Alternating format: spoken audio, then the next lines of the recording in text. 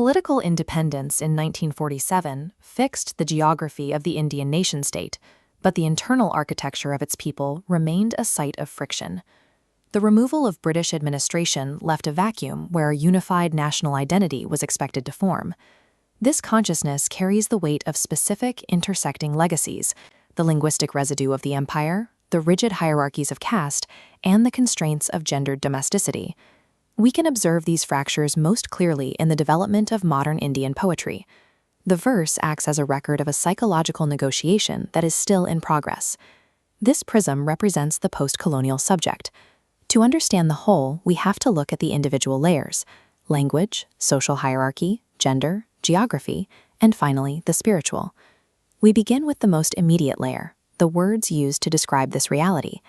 In a post-1947 context, identity is not inherited. It is a state of constant, active construction. The first conflict is linguistic. Writing in English, the language of the former colonizer, presents a foundational paradox for an independent nation. The theorist Homi K. Bhabha describes this as hybridity.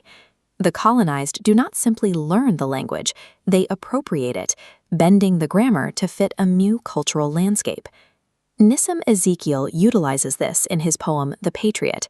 He writes in a localized version of English, mimicking the specific speech patterns of an Indian speaker. Look at the syntax on the right. Ezekiel uses the continuous present tense in the line, "Why world is fighting fighting." Standard British syntax would never double the verb or omit the article, but in an Indian context, this phrasing carries a specific, recognizable rhythm.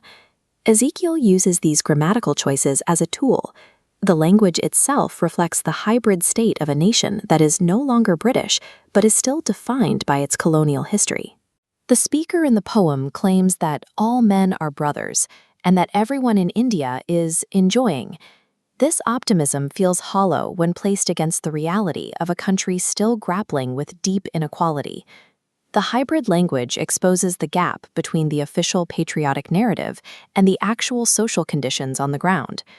Below the surface of national language lies the systemic reality of the Indian caste system.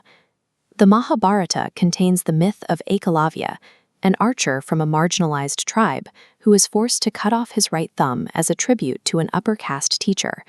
Traditionally, this is read as a story of supreme devotion. Meena Kandasamy rewrites this myth in the poem Ekalavan. She presents Ekalavya as a contemporary Dalit student entering an educational system that remains hostile to his presence. In Kandasamy's version, Ekalavya's excellence is the very thing that makes him a threat. His merit challenges the inherited privilege of the upper castes. She describes the modern university as a place where students pay a bitter guru dakshina. The severed thumb represents a loss of opportunity, self-respect, and mental health. This is the price marginalized students pay to exist within these institutions. This resonates with B.R. Ambedkar's view of education. It is the primary site of social struggle, a place where old hierarchies are enforced and new resistances are formed. By reclaiming the myth, Kandasamy presents marginalized identity as an active resistance against institutional violence. We move from the social structure to the individual body, and how its movements are policed by gendered expectations. Kamala Das introduced the confessional mode to Indian poetry in an introduction. This style uses the first-person I to speak directly about taboo subjects: sexuality, domestic failure, and physical trauma. Das describes the trauma of an early arranged marriage, noting that while she wasn't beaten physically, her sad woman body felt so beaten. Society demanded she fit into a specific category. They gave her a list of acceptable roles: be Amy, be Kamala, or be Madhavikudi. Choose a name and choose a role. Her response was to claim ownership of her hybridized English and her distortions. She refused the purity demanded by her critics and her family alike. She dissolves the categories entirely by adopting a universal I. She claims the identity of both the sinner and the saint, the beloved and the betrayed. The confessional mode uses the physical body to challenge patriarchal authority. By speaking the unspoken, Das strips the domestic role of its power to define her. Fracture can also be literal. Thousands of post-colonial subjects live in a state of geographic exile, moving between their homeland and the diaspora. Rachna Joshi's Leaving India explores this through paradox, the coexistence of two contradictory truths. The migrant finds professional freedom and economic safety in a new country, yet that same movement generates a sense of permanent alienation. Memory acts as a tether. Remembering the homeland maintains cultural identity, but that memory also ensures the pain of loss is never fully resolved. Leaving a country physically does not result in an emotional exit. The subject remains caught between two locations. This diasporic identity is a fluid, negotiated space where memory and adaptation are forced to coexist. The final fracture concerns the spirit. In a consumer-driven society, human behavior often becomes mechanical, a series of rigid routines focused on status and wealth. The philosopher Henri Bergson argued that laughter is a social corrective. We laugh when we see humans acting like unthinking machines. This flowchart shows Bergson's logic. Laughter requires emotional detachment to identify and correct social rigidity. Pravin Gadhvi applies this to Laughing Buddha. The Buddha observes a world chasing material success without self-awareness.